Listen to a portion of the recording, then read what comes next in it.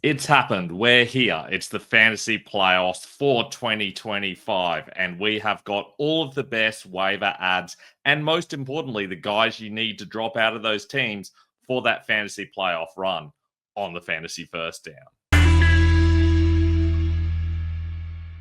I'm Ben Wasley. Welcome to the Fantasy First Down. It is the fantasy playoffs, and every year, one or two players just pop up and win leagues for people. And we have a long history of being able to pick those players. So let's get into the best waiver ads for 2025. Just a reminder, you got any questions, pop them down below in the comments or hit us up on Instagram at the Fantasy First Down or on Twitter at Fantasy First Down with no O. Let's start things off with the quarterbacks. And Jackson Dart has a fantastic matchup this week against the Commanders. We've seen them get pumped a number of times by opposing quarterbacks of late. They're getting worse. The Giants are likely to pass the ball plenty with how they're set up at the moment. I feel like this could be a big game for Dart, who also has a lovely rushing floor. Brock Purdy does get a great matchup against the Titans. They looked okay against the Browns, but the 49ers are a very different team. You can run on them, so I expect we get a little bit of Christian McCaffrey, but I think Purdy should have enough touchdown upside to make him startable. Trevor Lawrence also gets a great matchup against the Jets. We're seeing quarterbacks go off against them a number of times. In fact, he has just generally been good of late. He has his wide receivers coming back and getting healthy. This could be a fantasy playoff run where Lawrence takes you to that title. And JJ McCarthy finally had a good game. We've been talking about this for half the season. I've always believed in McCarthy, but it's been hard of late. He finally pulled it off against the Commanders. This was what we needed to see. He now gets one of the best quarterback matchups, probably the best quarterback matchup in the league against the Cowboys. Here's a way. They're going to be trailing. Their defense is solid, but their offense is going to have to be a lot better. I expect a lot more passing in this game and a good game for McCarthy for fantasy. Plus, he also has a good run later in the playoffs. So if you've got a bye week this week, he is a good one to pick up as well. Running backs, and we've seen these guys all get themselves into committees and have plenty of upside as well. Coleman Angar, it's not the greatest matchup against the Browns, but he is getting over 50% of the snaps now. He's someone that must be owned in every league. Chuba Hubbard does seem to be starting to take over again from Rico Dowdle. This isn't the greatest matchup, but it is okay against the Saints, and I do think he could be good in the fantasy playoffs. Taurean Tracy gets that fantastic matchup against the Commanders. He's someone that should be owned in most leagues. He's going to get plenty of touches, but not the same touchdown upside as some of the others. And Devin Neal, if Alvin Kamara remains out, does get a solid opportunity against the Panthers. Just remember, Kamara coming back will have a big influence. So he's not as valuable as some of those other guys. But if Kamara stays out, he has more upside. If you're looking for upside, Neal is the guy to own. A little bit deeper, and Zonovan Knight is more likely to be the starter for the rest of the playoffs. This is not a good week to start him against the Texans, but he gets some better matchups in the last couple of weeks of the fantasy playoffs. Does seem like Trey Benson's not likely to be back this season. We've just had reports come out in the last day or so, so that means that Knight is definitely ownable. Devin Singletary is risky because he's not getting as many touches as Tracy or a lot of others, but he is getting the goal line work. And I feel like against the Commanders, that is likely to pay off. So he's a risky option, but if you're struggling at running back and need a little bit of upside, well, Singletary has plenty of touchdown upside. As does Chris Rodriguez against the Giants, who have a weak defense but score plenty of points. So I do think we could see the Commanders try to run the ball, take some of the pressure off their ailing quarterbacks. And Blake Corum has been getting a lot of touches. They are trying to ease the touches of Kyren Williams, and so they're going to Corum more often. I'm not sure that's going to be great this week against the Lions, but long-term in the last couple of weeks, I can imagine Corum having some big games as he has had in the last couple of weeks. Stashes, I should say. And Tyler Algier remains the best running back stash, plus someone you can start if you're desperate. Brian Robinson, also an excellent stash, and it wouldn't surprise me if it has a solid game against the Titans if you're desperate. Plus, Samaje Perine and Emmanuel Wilson are both an injury away from being fantasy studs as well. These are the guys that you want to have you on your bench in the fantasy playoffs.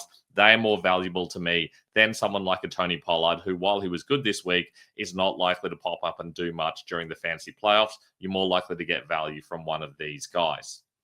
Wide receivers, and Michael Wilson has been very good with Marvin Harrison out. Can he do it again against the Texans? Probably not. He's not someone I want to start this week, but he's got to be owned because I do think going forward with Jacoby Brissett, who's likely to be the quarterback rest of the season, Wilson is a guy you want to own. Both of the Bucks guys there in Godwin and Evans. Godwin has been getting the most receiving yards the last couple of weeks. Mika Ibuka has really been struggling. I do expect we'll see even more Godwin moving forward. And I think Evans returning more hurts Ibuka than it hurts Godwin. So Godwin is the guy that I want to own for Tampa. Not the greatest matchup against the Falcons. You can run on them, but they're not as easy to pass on. But later in the fantasy playoffs, I do think Godwin could be very valuable.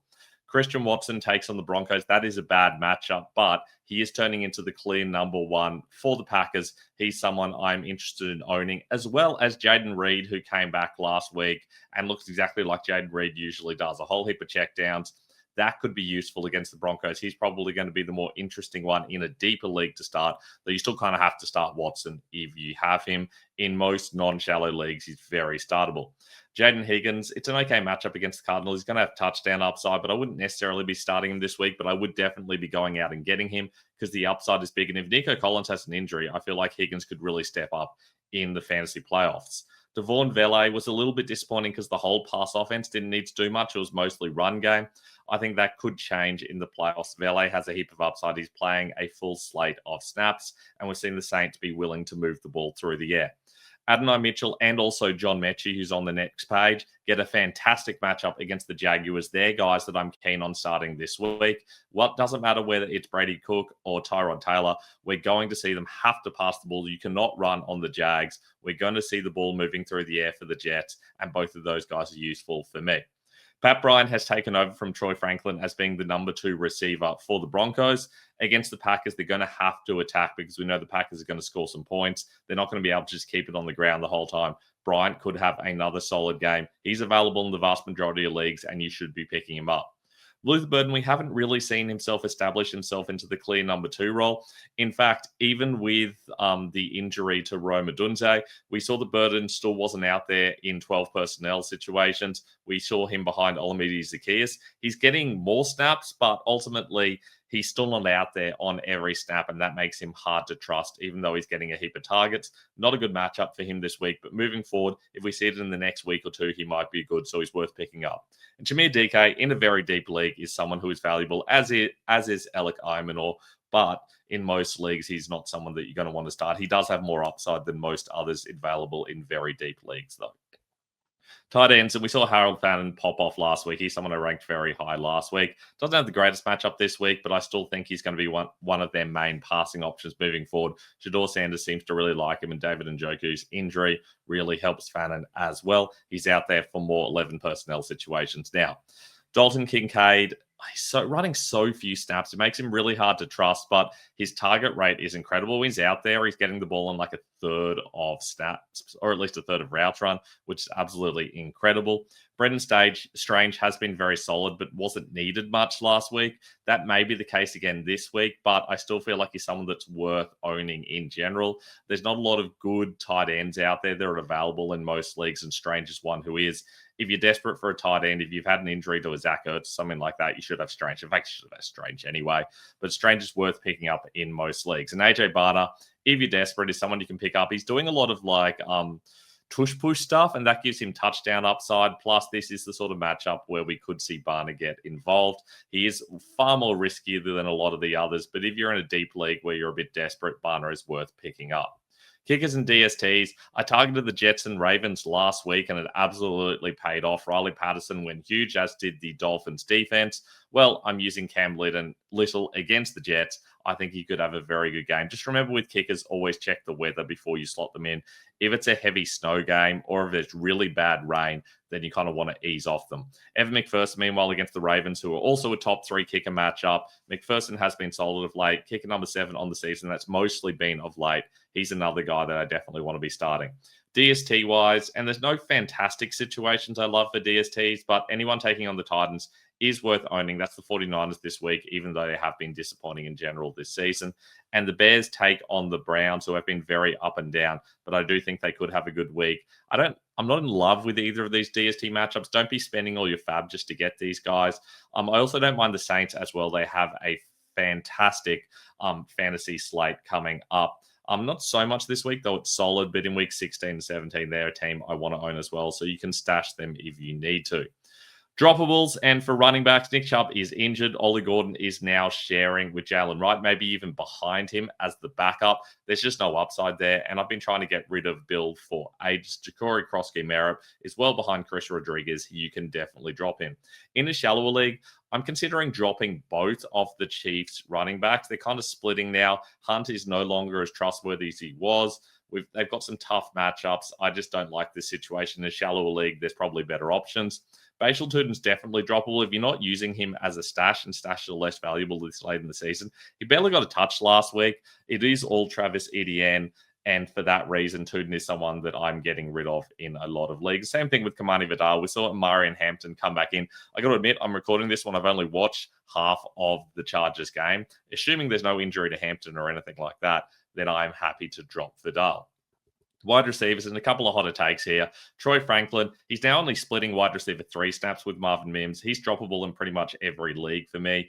DJ Moore, he's barely getting touches, and when he is, he's not doing much with them. You can do better in the vast majority of leagues. He's droppable. Greg Dortch's on IR. He's done for the fantasy season. Both Matthew Golden and Dontavian Wicks are hurt badly by the return of Reed. For that reason, I'm dropping both of them in pretty much every league. And Tez Johnson, even without Mike Evans back yet, is still splitting snaps with Sterling Shepard. He is definitely droppable. In a shallower league, I'm finding it hard to trust any Chargers receivers, but especially Quentin Johnson and Keenan Allen. Just with Justin Herbert not looking 100%, I don't like this situation at all. And I'm considering dropping Khalil Shakir as well. They're leaning on their tight ends a lot more. They've got some bad matchups in a lot of cold weather games against the Patriots, against the Browns, and then at home. You can imagine a lot of situations where we hardly see the wide receivers involved at all. And Shakir, for that reason, is very hard to trust for me. Quarterbacks and tight ends, Kyler Murray is done for the season, I expect, so he is gone for me. Baker Mayfield has been awful of late. He hasn't gotten over 150-odd yards in the last 3 weeks. In fact, I think he has a total of 200, 300-odd yards in the last 3 weeks combined. He's been awful. Caleb Williams has some very difficult matchups coming up. He's very hard to trust as well. Tight end wise, and Zach Ertz sadly done for the season. Very sad to see that. He's probably done for his career indeed as well. In fact, in a dynasty league, I would consider dropping him as well. That's very sad. Big fan of his, especially in the early days with the Eagles. David Njoku, we don't know what this injury is, but with the way they're using it, I don't trust him anyway. It could be a continuation of the previous injury or something new. Regardless, I'm not trusting Njoku. He can be dropped. And Evan Ingram losing a lot of snaps to Adam Troutman. They're running the ball more effectively mid-lead. There are going to be games where they pass more, but you can do better than Ingram. Arundel Gadsden not getting used enough for me. With Justin Herbert playing the way he is, it's no longer a high-volume passing offense. For that reason, Gadsden's droppable in a shallower league. And Darren Waller had a drop in snaps last week, which is very weird. It could be usage and game flow. He was better in the first half than he was in the second half, where we barely saw him. But for me, he is bordering on droppable. There's just not enough weeks in the season to really see him go into a role that I trust.